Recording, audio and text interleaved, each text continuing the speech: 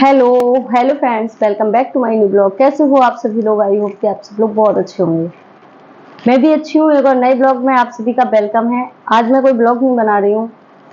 काफ़ी सोच समझने के बाद मैंने ये डिसाइड किया है कि मैं अपनी स्टोरी आप लोगों को सुनाऊँ। ऐसा क्या हुआ जो मैंने गांव छोड़ा, मेरे चरित्र पर उंगली उठाई गई? ऐसा क्या था? मेरे में गलती थी या मेरी कोई कमी थी? मतलब बहुत सी चीज़ें लोगों के दिमाग में चल रही हैं। मैं बहुत गंदी औरत हूँ, मैं बहुत बेकार हूँ, बहुत सी चीज़ें।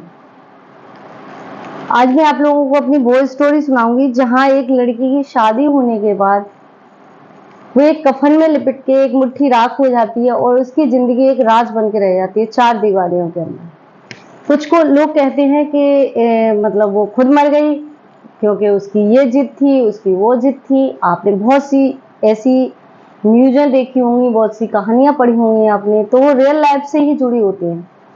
मेरे साथ हुआ है वो मैं आज आप लोगों के सामने सुनाऊंगी। और आप लोग मुझे कितना प्यार देते हो इसको लेके वो आप लोगों के हाथ में है कि आप मुझे कितना सपोर्ट करते हो। किस किस के साथ में हुआ, जिसके साथ में हुआ होगा वही मेरे दर्द को समझ पाएगा। अदरवाइज बहुत से लोग नेगेटिव कमेंट करेंगे इस पर, बहुत से लोग सही कमेंट करेंगे जिनके साथ हुआ होगा, बहुत से गलत बोलेंगे इस बारे में। और गलत वही लोग बोलेंगे जो मुझसे जुड़े हुए होंगे। आप समझ रहे हो कि जो लोग मुझसे जुड़े हुए होंगे वही गलत बोलेंगे। एक चीज मैं बोलना चाहूंगी, आपके घर में बहन है, बेटी है, मेरा जो वीडियो देख रहा है, आपके घर में कोई बहन है, शादी के लिए कोई बेटी है, तो कभी भी ऐसे परिवार में बेटी को ना दें जिन्हें दहेज की भूख हो। और ऐसे परिवार में भी ना दें जिस घर में पहले से दो बहनें हों और सास उनके मतलब कहीं से कनेक्ट हो सास। ऐसे परिवार में भी ना दें, क्योंकि मैं इस चीज से गुजर के आई हूँ। बहुत अच्छी तरह से मैंने ये चीजें देखी हैं, बहुत अच्छी तरह फेस किया और आज मैं भी फेस कर रही हूँ उन चीजों को। तो हाथ जोड़ के मैं विनती कर रही हूँ कि लड़कियों को अगर आपको ज्यादा बोझ लग रही है तो मार दें, लेकिन उन्हें घुट घुट के मरने के लिए ना छोड़ें। क्योंकि हमें एक संस्कार दिए जाते हैं हमारे के बेटा ससुराल की बात मायके में मत बताना। चाहे ससुराल वाले कितनी भी बुराई करें लड़की की, लेकिन लड़की को यह अधिकार नहीं होता है कि वो ससुराल की बात मायके में बताए या मायके की बात ससुराल में बताए। ये हमारे संस्कार होते हैं। दूसरी बात, जब भी बेटी को विदा करें घर से तो एक बात जरूर कह के भेजें। ये ना कहें कि बेटा हमारी इज्जत का सवाल है, हमारी इज्जत रखना चाहे मरना या जीना। क्योंकि मैंने बहुत से माँ बाप देखे हैं कि बस यही कहते हैं कि बेटा आज से वही तेरा घर है, वहीं पर तुझे रहना है। एक नहीं एक आध दो माँ बाप, आज माहौल चेंज हुआ है तो आज है कि माँ बाप बोल देते हैं कि बेटा कोई दुख तकलीफ हो तो ये दरवाजे आपके घर के खुले हैं आपके लिए। लेकिन फिर भी कितने दिन के लिए? घर वाले जी लेने देंगे तो बाहर वाले नहीं जीने देते। बाहर वाले 4 दिन बेटी आके अपने मायके में रह गई, शादी की बात तो बोलते हैं कब जा रही हो, क्यों रह रही हो, कोई परेशानी होगी। मतलब कि 1 महीना बेटी अपने मायके में नहीं रह सकती शादी होने के बाद। तो ऐसा कुछ भी नहीं है।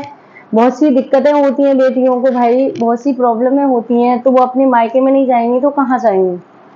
उनका जहाँ उन्होंने जन्म लिया, जहाँ वो उनका घर नहीं है, वो भी तो उन्हीं का घर है।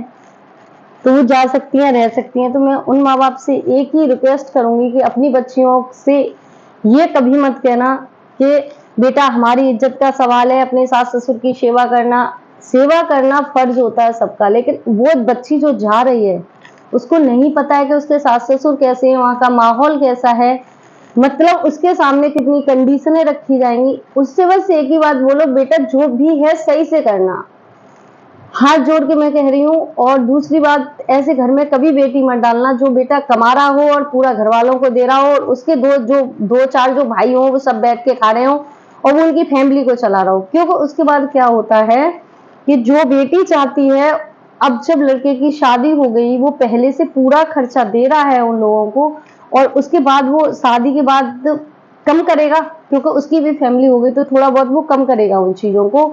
उसी में झगड़े शुरू हो जाते हैं और पूरा दोष जो दिया जाता है वो लड़की को दिया जाता है। फिर क्या करते हैं वो लोग कि उसे मारने की कोशिश करते हैं। बहुत सी जगह ये होता है कि लड़का समझ जाता है इन चीजों को, बहुत सी जगह होता है कि उसे शर्म लगती है कि मैं इसके फेवर में बोलूंगा तो कोई मुझे कुछ कहेगा, कि मतलब बीवी के फेवर में बोल रहा है। और जो लड़के इस चीज को समझ जाते हैं कि यही मेरी जिंदगी है, यही मेरा साथ देगी, वो सुखी से रह लेते हैं। और अधिकतर आप लोग मुझे कमेंट करके बताना, अधिकतर जो रिश्ते टूटते हैं मियाँ बीवी के बीच में झगड़ा होता है, अधिकतर बता रही हूँ मैं, घर वालों की वजह से ही होता है। घर वाले ही करवाते हैं उसमें नोक-झोंक करके, अपने लड़के को सिखा दिया। मैं एक बात पूछूंगी कि एक बात बताइए आप लोग कि जब आप शादी के लिए लड़की वाले आते हैं तब तो आप बड़े खुश होते हैं, हमारे लड़के की शादी हो रही है, हमारे लड़के की मतलब बहू आएगी हमारे घर में, तो बहू आएगी या नौकरानी आएगी? मुझे दहेज वो लेके आए, आपके दहेज में कोई कमी हो जाए तो आप उसको ताने सुनाएं। मतलब बहुत सी चीजें आज भी हमारी इस पढ़ी लिखी दुनिया में ऐसी हैं कि लड़कियों को जिंदा लाश बना देती हैं। मैं ये सारी बातें क्यों बोल रही हूँ? क्योंकि मेरे साथ हुई हैं, मेरे साथ हुई हैं और हो रही हैं। उस टाइम जब शादी करते हो उस टाइम आप क्यों नहीं कहते कि हम इसको हिस्सा नहीं देंगे, हम इसको, बहुत से आज भी बेटे बहू ऐसे हैं जो माँ बाप के हिस्से से वंचित हैं।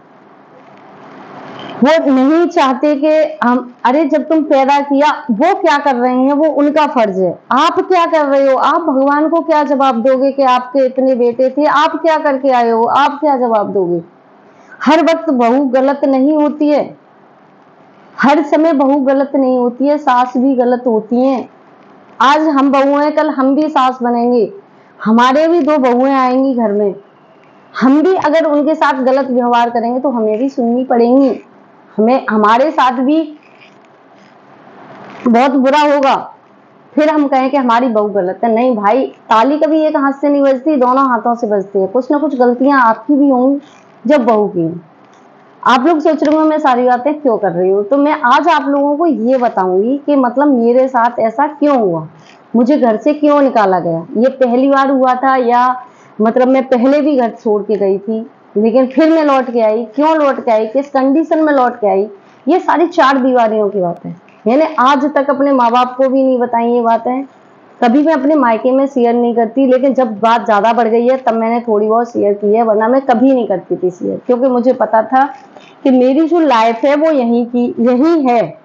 आगे मेरा, वैसे लड़की का कोई घर नहीं होता, कोई घर होता है आप बताइए? कोई घर नहीं होता। एक बात मैं उन माँ बाप से कहना चाहूंगी कि जब भी बेटी को विदा करें तो बेटी से ये न कह के कि हमारी इज्जत है, ये जरूर कहें कि बेटा हम इस घर से तुझे तेरी शादी करके भेज रहे हैं, ना कि तुझे जीवन भर के लिए यहाँ से हम भेज रहे हैं। जब भी कोई तकलीफ हो तुझे, जब भी कोई दिक्कत हो, बेटा दरवाजे तेरे लिए खुले हैं, तू आ सकती है यहाँ पे।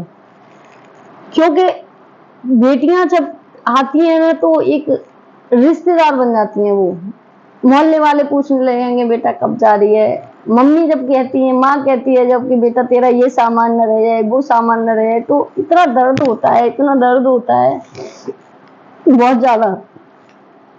उस घर में, जिस घर में हम शादी होके जाते हैं, उस घर में तो कमियों के अलावा हमें कोई चीज निकालते ही नहीं है। हम ऐसे ही नहीं होते हैं, शादी होके जाते हैं तो हम ऐसे ही नहीं होते हैं, क्योंकि हमें मायके में ये चीजें नहीं देखने को मिलती हैं। बहुत सी होती होंगी लेकिन भाई मैं नहीं थी ऐसी, तो मुझे नहीं पता कि मतलब ये पक्षपात, ये चीजें, मैंने तो एक इंसानियत के नाते सारे रिश्ते बहुत अच्छे से निभाए, बहुत अच्छे से।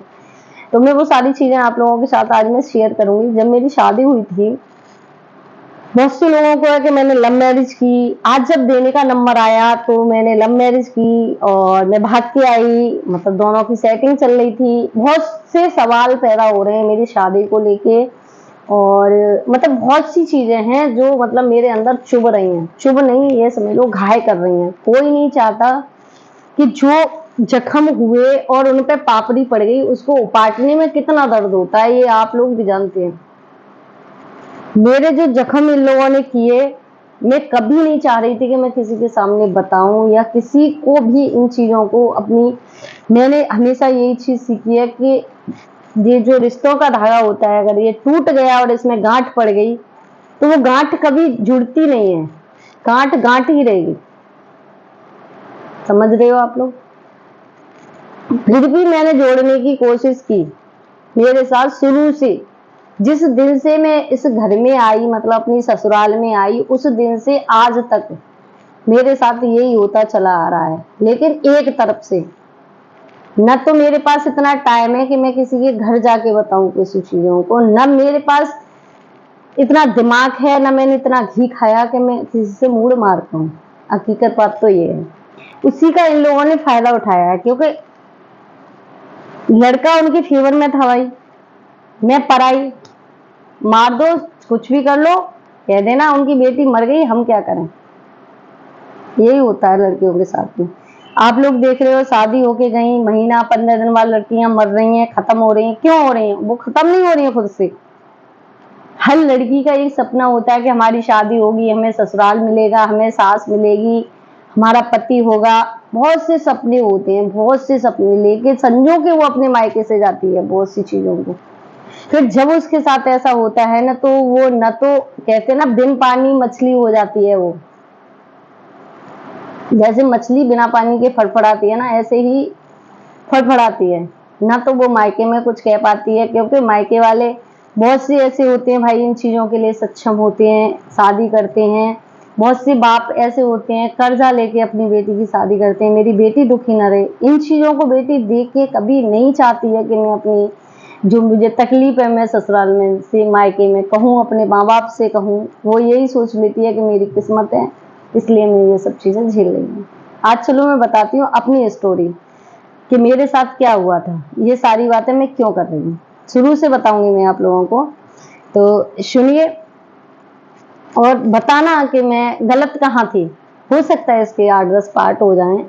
और मैं इसीलिए कोई ब्लॉग नहीं डाल रही थी, क्योंकि मेरे दिमाग में बहुत बड़ी टेंशन चल रही है। उलट मतलब जिंदगी बिल्कुल उलट पुलट हो गई है। इतना भारी मैंने घर बनवाया, फिर क्यों छोड़ दिया मैंने उस घर को, क्यों वो मतलब बंद पड़ा है या इसमें कोई रह रहा है, वो सारी चीजें मैं एक एक करके आपको क्लियर करके बताऊंगी। तो समझ में नहीं आता कि कहाँ से स्टार्ट करूं। इतनी सारी घटनाएं हुई है मेरे साथ में कि समझ में नहीं आ रहा कि मैं स्टार्ट कहाँ से करूं।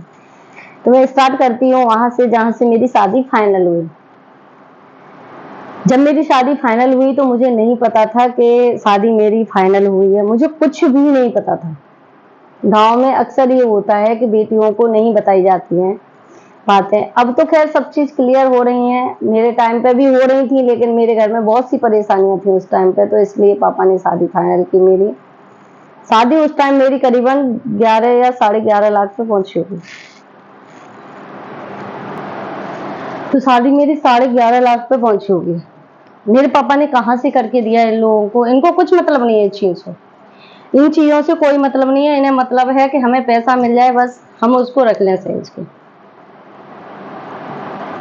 जब शादी फाइनल हुई तो मेरे पापा मतलब इन लोगों से कह गए होंगे कहीं कि जब मेरे पापा शादी करने आए थे तो इनका घर था वो बहुत गंदा पड़ा था। ये छोटी छोटी बातें होती हैं, लेकिन मैं क्यों बता रही हूँ आप लोगों को, क्योंकि ये भी मेरी लाइफ से जुड़ी हुई थी, इसलिए मैं बता रही हूँ आप लोगों को।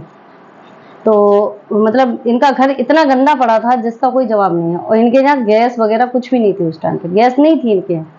तो मेरे पापा ने मतलब कहीं कह दिया होगा कि आपका घर इतना गंदा पड़ा है और मेरी जो बेटी है बहुत साफ सफाई रखती है घर की, तो आपके घर को चमन कर देगी, कह देते हैं माँ बाप के, बहुत सुंदर बना देगी घर को। तो ऐसा ही मेरे पापा ने कुछ बोल दिया।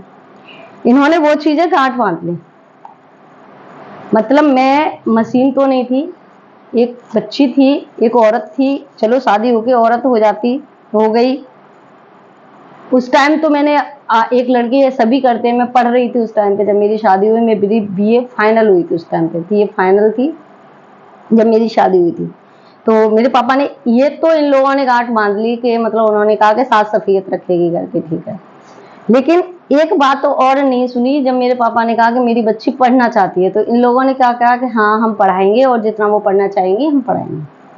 वो चीज आज तक किसी ने नहीं, जो दाग मेरे चरित्र पे लगाया वो सबको अच्छा लगा। लेकिन जो चीजें इन्होंने कही, ये कहती हैं तेरा बाप झूठ बोल के शादी करके गया। तो मैं एक चीज क्लियर कर दूं कि मेरे बाप ने ना तो झूठ बोला है और ना वो कभी झूठ बोलते हैं। झूठ बोलते होंगे आप लोग, और आप लोगों ने झूठ बोला है। आप पंच प्याले को हाथ में लेके झूठ बोलते हो, आपको शर्म नहीं आती है थोड़ी सी कि हम क्या कह रहे हैं। तो जब मेरी शादी हुई तो मतलब मुझे पता चला कि शादी पापा ने फाइनल कर दी है, तो मैंने खुद कहा था आगे से, क्योंकि होता है लड़कियों के साथ अक्सर कि जब शादी होके जाती हैं तो कहती है हम तुझे देख लेते तो हम शादी नहीं करते, तू ऐसी है वैसी है। तो मैंने कहा था ये चीज अपने पापा से कि पापा उन लोगों से ये कह दो कि वो गोद भर जाएं, क्योंकि पहले एंगेजमेंट वगैरह बहुत कम होती थी गाँव में। तो गोद भराई यही होता था। तो मैंने कहा ऐसा है कि पापा कह दो उनसे कि मेरी गोद भर जाए, बाद में ऐसा ना हो मैं उनको देख लूंगी वो मुझे देख लेंगे, तो मतलब इससे ये नहीं होगा कि हमने देख लेते तो हम ये नहीं करते कि वो नहीं करते। तो मेरे पापा ने कहा, ऐसा नहीं मेरे पापा ने नहीं कहा, कहा इन लोगों से कि मेरी बच्ची की ये कहना होता है कि आप जाके उस देख लो, वो भी तुम्हें देख लेगी, आप भी देख लोगे, कल को ये ना हो कि आप उससे कुछ नोक झोंक करो। इन्होंने कि नहीं हमें पसंद है लड़की, फोटो वोटो देख लिया था इन लोगों ने, बोले हमें पसंद है लड़की, कोई दिक्कत नहीं है, और गोद वोद क्या भरेंगे, शादी कर दो सीधी सीधी। ठीक है तुम्हारी इच्छा है जैसे भी है। अब क्या हुआ कि इन्होंने जो पक्की होती है, कहीं तिलक बोलते हैं, कहीं पक्की बोलते हैं, कहीं लगुन चढ़ती है, बहुत सी चीजें होती हैं जिसके यहाँ जो होता है, मतलब हमारे यहाँ बोलते हैं पक्की। तो पक्की होती है तो वो भी जो इनके रिश्तेदार थे वो भी पापा ने ही खर्चा किया। चढ़ावा जो होता है वो मेरे पापा ने दिलवाया। ये 4 दीवारियों की बातें हैं, 4 दीवारियों की, किसी को नहीं पता है। इन्होंने 1 रुपया शादी में खर्च नहीं किया। 1 रुपया क्या होता है वो शादी में मेरी में खर्च नहीं किया। ये बातें मुझे जब नहीं पता थी, कब पता चली वो मैं बताऊंगी आगे आपको। तो मतलब जो चढ़ावा होता है वो मेरे पापा ने दिलवाया, और जो बैंड बाजे होते हैं वो मेरे पापा ने करवाए, एल्बम होती है वो मेरे पापा ने पैसे दिए, शादी के जो भी मतलब सामान होते हैं वो सब किया, दोनों तरफ की दावत मेरे पापा ने की। इन लोगों ने 1 रुपया खर्च नहीं किया। उसके बावजूद इन्होंने बिल्कुल शादी वाले दिन मेरे पापा को बुलाया घर पे, और कहते हैं कि आप कितना रखोगे, मतलब उसमें भी शक था। पापा ने कहा मैं 2,51,000 रुपये हाथ पे रखूंगा, मैंने बोल दिया है तो मैं 1 रुपया कम नहीं करूंगा आपका। तो उससे पहले क्या हुआ कि मतलब चढ़ावा आ गया था तो मुझे बताया गया, मतलब मेरे पापा गए थे, क्योंकि पैसा पापा ने ही दिया था पूरा, तो मेरे पापा गए थे चढ़ावे के लिए। वैसे ससुराल पक्ष से कोई ना कोई बुलाया जाता है, लेकिन मेरे पापा ने पूरा पैसा दिया, तो पापा ही मेरे गए थे, कोई लेडीज हमारे घर से नहीं गई थी लेने के लिए, ना भाभी गई थी ना मैं, मतलब कोई नहीं गया था। मेरा तो जाना ही मन नहीं बनता था, तो मम्मी जा सकती थी, लेकिन मम्मी को भी नहीं पूछा गया किसी में भी। तो हमारे घर से मतलब कोई ऐसी डिमांड नहीं गई थी कि हमारी लड़की को ये चाहिए कि हमारी लड़की को वो चाहिए। बस एक लहंगे की डिमांड थी, वो भी कब हुई, जब चढ़ावा वगैरह लिप गया और बताया गया कि मतलब लहंगा किसी का मांग के पहनाया जाएगा। तो मुझे भी बुरा लगा कि पहली मतलब शादी हो रही है मेरी, और मतलब किसी का लहंगा मैं मंगेनू पहनूं, तो शादी में वो भी, तो मुझे अजीब सा लगा। मतलब तो मैंने मतलब पापा से बोला, तो पापा बोले, मुझे जब पता चला था कि ये सारे काम पापा ने किए, इन लोगों ने 1 रुपया नहीं दिया। तो पापा ने, मैंने कि पापा मुझे लहंगा चाहिए। मैं अपने पापा से बहुत क्लोज थी, बहुत ज़्यादा क्लोज, जैसे एक बाप बेटा बतलाते हैं ऐसे मैं हर चीज़ आज भी शेयर करती हूँ अपने पापा से। मतलब बहुत ज़्यादा क्लोज हूँ मैं अपने पापा के, कोई भी बात हो मैं पापा से बता लेती हूँ। लेकिन इतना बड़ा दुख मुझ पर गुजरा वो मैंने अपने बाप को नहीं बताया कभी भी, अपने पापा को कभी नहीं बताया। क्यों नहीं बताया कि जिस तकलीफ से मैं गुजर रही हूँ उस तकलीफ में मेरे पापा को ना पता चले, क्योंकि जिन्होंने कर्जा लेके मेरी शादी की, कर्जा लेके उन्होंने इसलिए लिया कि मेरी बच्ची सुखी रहे, और आज जब वो सुनेंगे कि मेरी बच्ची इतनी दुखी है तो उन्हें कितनी तकलीफ होगी, बहुत तकलीफ होगी ना। तो ये सोच के मैंने कुछ भी नहीं बताया कभी उन्हें, अपनी मतलब अपनी लाइफ से रिलेटेड मैंने कोई चीज, और कहाँ मैं हर एक चीज शेयर करती थी अपने पापा से, कभी मैंने कोई चीज नहीं छुपाई उनसे। तो फिर क्या हुआ कि मैंने पापा से बोला, मैंने पापा लहंगा मैं लूंगी। तो पापा ने मुझसे एक बात बोली कि बेटा उधर जो हाथ पे पैसे रखे जा रहे हैं वो कम हो जाएंगे। मैंने कहा मतलब? कि मतलब ये है कि जो भी चढ़ावा है वो मेरे पैसों से लिया गया है। मैं शॉक्ड रह गई, मुझे इतना मतलब लगा कि मतलब ये हो क्या रहा है। फिर भी मतलब बहुत ज्यादा शॉक्ड हो गई मैं, दिमाग मेरा मतलब काम करना छोड़ गया बिल्कुल।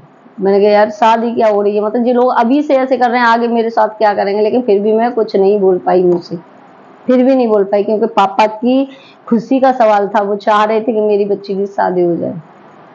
ठीक है, मैंने कुछ नहीं कहा। फिर मैंने अपनी भाभी से बोला, मैंने भाभी आप बात कर लो कि मतलब लहंगा वहंगा की। तो इनका नंबर था मतलब भाई के पास, मेरे जो मेरे हस्बैंड है उनका नंबर था मेरे भाई के पास।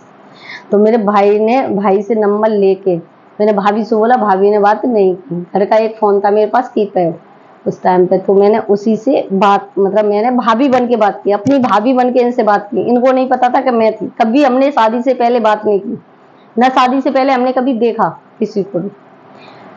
तो उसके बाद मतलब मैंने बात की तो मैंने इनसे कहा कि मतलब ऐसे ऐसे तुम्हारे घर वाले, मतलब मैंने ये कहा, मैंने कहा ऐसा मेरी नंद बात करने के लिए बोल रही है और वो लहंगे की बोल रही है। तो उन्होंने कहा भाभी ऐसा है कि आप उनसे कह देना लहंगा ले ले, पेमेंट मैं कर दूंगा। तो मैंने पापा से बोला, मैंने ये बात भी पापा को बताई, पापा ऐसे ऐसे बोले। भाभी बैठी थी मेरे बगल से, तो मैंने कहा ऐसे ऐसे बात है। तो भाभी बोली कि ऐसा ना हो बाद में घर वाले किचर किचर करें कि मतलब ये है वो है, जैसा है वैसा कर लो। मैं कहा ठीक है।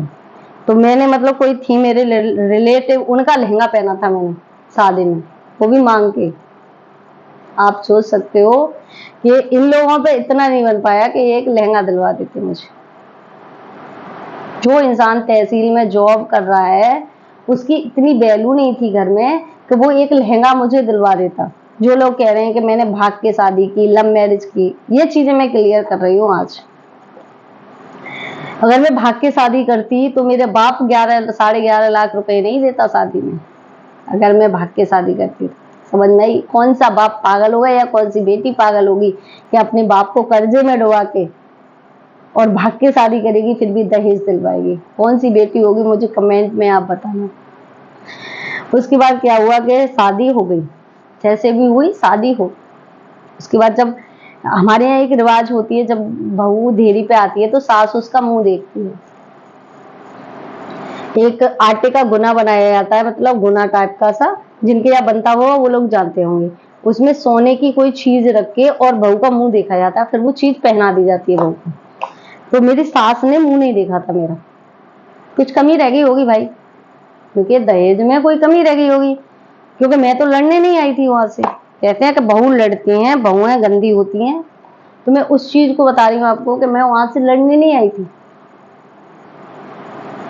तो मतलब मेरी जो बुआ सास थी उन्होंने मेरा मुंह देखा था, तो उन्होंने खाली देख लिया था, लेकिन मुझे कुछ भी पहनाया नहीं था, कुछ भी नहीं दिया था मुझे। चलो ठीक है, वो चीज भी ठीक है, नहीं दिया कोई दिक्कत नहीं। मुझे पहनने ओढ़ने का वैसे भी बहुत कम शौक है, आप भी देखते हो कि मैं बिल्कुल सादा सिंपल रहती हूँ और बहुत कम, मतलब आप देखते हो मुझे कहीं जाऊं तब भी थोड़ा बहुत, ज्यादा नहीं, ये चीजें हैं मेरे अंदर। मुझे शुरू से नहीं शौक रहा, कि बहुत से सपने थे, जब सपने टूटे तो बहुत दुख हुआ, बहुत ज्यादा दुख हुआ। फिर मतलब अंदर ले जाते हैं बहू को, तो मतलब हमारे यहाँ क्या होता है कि एक रिवाज होती है कि जब पूजन वूजन हो जाता है, जो देवी देवता होते हैं वो पूज जाते हैं, उसके बाद बहू को मतलब सास 5 निवाले खिलाती है मीठे के, मतलब जैसे भात होता है, चावल होते हैं, कहीं भात बोलते हैं उसको, तो मीठा भात खिलाया जाता है, मीठे चावल खिलाए जाते हैं, जैसे दही से या बूरे से मिला के उसमें खिलाए जाते हैं। 5 कौर सास बहू को खिलाती है, बहू सास को खिलाती है। उसका क्या मतलब है ये मुझे भी नहीं पता, मैं आपको बता दूं, जिसको पता है मुझे कमेंट में बताना। तो हमारे यहाँ मतलब ऐसा होता है। तो मेरी सास ने मुझे नहीं खिलाई, किसी ने भी नहीं खिलाई, सास ने क्या किसी ने खिलाई। मुझे एक कमरे में बिठा दिया गया, मतलब एक कोने में, और मेरे पास कोई नहीं बैठा, कोई भी नहीं। वैसे बैठ जाते हैं, बहू आती है तो सभी बैठ जाते हैं आसपास के, मतलब अपना घर छोड़ के आई है तो ये भी, कोई नहीं बैठा मेरे पास, ना कोई नंद आके बैठी ना कोई बैठी। मतलब थोड़ी देर बाद एक बुआ सास आई, मैं रो रही थी, तो उन्होंने ये पूछा, ये नहीं पूछा कि बहू पानी पिएगी, बहू चाय पिएगी, बहू कुछ नहीं पूछा। क्या कि देवर के लिए क्या लेके आई है, तेरे बाप ने अंगूठी दी होगी। मतलब ये चीज सुन के मैं एकदम हाल बेहाल हो गया मेरा।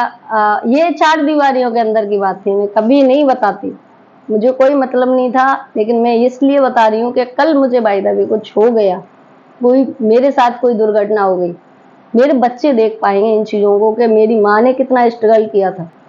क्योंकि मुझे पता है इन लोगों के पास मगरमच्छ के आंसू हैं, ये बहाएंगे और मेरे बच्चों को फंसा लेंगे। इसलिए मेरे बच्चे देख पाए मेरी माँ ने कितना स्ट्रगल किया, मेरे बाप ने कितना स्ट्रगल किया, इसलिए मैं इन चीजों को आप लोगों के सामने बोल रही हूँ, वरना मुझे कोई मतलब नहीं था बोलने का, और मैं इसीलिए बता रही हूँ। तो मेरी जो बुआ सास थी उन्होंने ये चीजें मुझसे कही, तो मैं बड़ी शौक हो गई कि नंदोई के लिए तो चैन लेके आई होगी, चैन दिया मतलब के दहेज का लालच था बस, कि ये लेके क्या आई है, ये था बस लेके क्या आई है, बस बाकी और किसी मेरी चीज से कोई, मतलब कि रो रही है कि अपने परिवार को छोड़ के आई है, कि इसका परिवार कितना दुखी था उस टाइम पे, लेकिन उस चीज से कोई मतलब नहीं था किसी को भी। ये सिर्फ मुझे पता है बातें, मुझे पता है, और जिन्होंने मेरे साथ किया उनको पता है। जो मेरी बुआ सास थी, वो कहते ना दो मुंह की कुचलड़ थी, वो इधर की उधर और इधर की उधर करती थी। उधर की बात मुझे नहीं बताती थी, लेकिन मेरी बात उन लोगों को एक एक बात कहती थी जाके। अगर मैंने इतनी सी कही है ना, तो वो इतनी बढ़ा के कहती थी। तो उनकी जब मृत्यु हुई थी, वो भी बड़ी मतलब बड़ी बुरी तरह से हुई थी, तो मैं बता दूं बहुत बुरी तरह से हुई। ऐसे लोगों का ऐसा ही होता है कि हम नहीं देख रहे, ऊपर वाला देख रहा है। उसकी ये हमारी दो आंखें, हम जिधर देखेंगे उधर दिखेगा, उसकी सहस आंखें, वो सब चारों तरफ देखता है सब। तो उसके बाद क्या हुआ कि मतलब वो तो मुझसे बोल बाल के चली गई, मैंने कुछ नहीं कहा, मैं ऐसे करके सो गई। तो मेरे ऊपर किसी ने कम्बल डाल दिया, मैं रो रही थी, उधर रोते रोते उसी के अंदर सो गई। लेकिन किसी ने मुझे चाय पानी तक नहीं पूछा कि कुछ खाएगी या कुछ भी नहीं। सर्दी का टाइम था, आप सोच सकते हो, पूरी रात की जगी हुई, किसी ने कुछ नहीं। तो फिर उसके बाद जब मेरी आँख खुली, मतलब तो करीबन टाइम हो गया था 1-1:30 का टाइम था, फिर भी मैं उठ के बैठ गई, कम्बल घड़ी कर दिया मैंने। लेकिन किसी ने ना तो मेरी साड़ी चेंज कराई, ना मेरा जो जूड़ा बंधा हुआ था वो तक ऐसे ही बंधा रहा। फिर शाम हो गई, तब मैंने बोला कि ऐसा है, मेरा ये जूड़ा खुलवा दो और ये साड़ी चेंज करवा दो मेरी। तो साड़ी चेंज करवाई। फिर साड़ी चेंज करवाने के बाद जो गाने वाने होते हैं, वो गाने वाले बुलौआ, मतलब जो बुलावा देते हैं, वो बुलौआ दे दिया। गाँवों में बुलौआ बोलते हैं इसको। तो वो दे दिया, तो मतलब जो लेडीज थी वो आ गई सारी, तो वहाँ गाने वाने हुए। ठीक है, रात को मतलब हाँ, उससे पहले मैं भूल गई क्या आया था मेरे लिए। जब मैं सो के जगी, उसके करीब 2-3 घंटे बाद कड़ी और चावल मेरे लिए आए। कड़ी और चावल, वो भी कैसे, चावल रख लिए, उसके ऊपर कड़ी डाल दी खूब सारी, और मतलब मुझे दे गए। मैं अपनी बात बताऊं कि मुझे एक तो इच्छा ही नहीं थी बिल्कुल खाने के अंदर से। तो और ऐसे जैसे कुत्तों को सरका दी जाती है ना, ऐसे सरका के दे गए मुझे। ऐसे तो मतलब मुझे लगा कि बिल्कुल ही गंवार है क्या, तो इस तरीके से मुझे दे रहे जैसे मैं कुत्ता वत्ता हूँ। लेकिन उनके लिए तो मैं कुत्ता ही थी, उनके लिए तो मैं कुत्ता ही थी, यूज करने वाली। वो यूज ही करना चाह रहे थे मुझे, यूज किया है उन लोगों ने मुझे। तो मतलब उन्होंने मेरी तरफ सरकाया, मैंने, मेरा भी मन नहीं था, तो मैंने एक साइड कर दी, वो मैंने नहीं खाई। फिर रात को करीबन 8 या 9 का टाइम होता, तब 2 रोटी आलू की सब्जी से मुझे दे के गई, तब मैंने खाई। हमारे यहाँ जब बहू को खाना खिलाते हैं तो नंद खाती है बैठ के साथ में, या देवरानी जेठानी जो भी होती हैं वो सब खाती हैं, लेकिन मेरे साथ किसी ने नहीं खाया। मुझे भूख लगी थी, क्योंकि 2-3 दिन हो गए, मुझे 3-4 दिन हो गए थे मैंने खाना नहीं खाया था, भूख बहुत तेज लगी थी। तो मैंने 2 रोटी आलू की सब्जी से खा ली। 2 रोटी खा के मैं सो गई थी। उसके बाद जब सवेरे उठी, तो जो नया ड्रामा मेरे साथ शुरू हुआ, वो आपको आगे वीडियो में बताऊंगी मैं आप लोगों को, क्योंकि वीडियो बहुत लंबा हो गया है, और इस वीडियो में अगर पूरी कहानी बताई तो बहुत ज़्यादा लंबा हो जाएगा, और आप लोग फिर देखोगे नहीं। तो आप लोगों को अगर मेरी बात समझ में आई हो, या मेरा दर्द थोड़ा सा भी आप लोग समझ रहे हो, तो प्लीज़ वीडियो को लाइक कर देना, एक कमेंट प्यारा सा जरूर कर देना, जिससे कि मेरा हौसला बढ़ जाए कि हाँ, नहीं तो मैं यही समझूंगी कि मैं अकेली ऐसी हूँ जो मैंने ये सब झेला है। तो फिर मिलूंगी आप लोगों को नेक्स्ट पार्ट में, तब तक के लिए okay bye, love you, take care.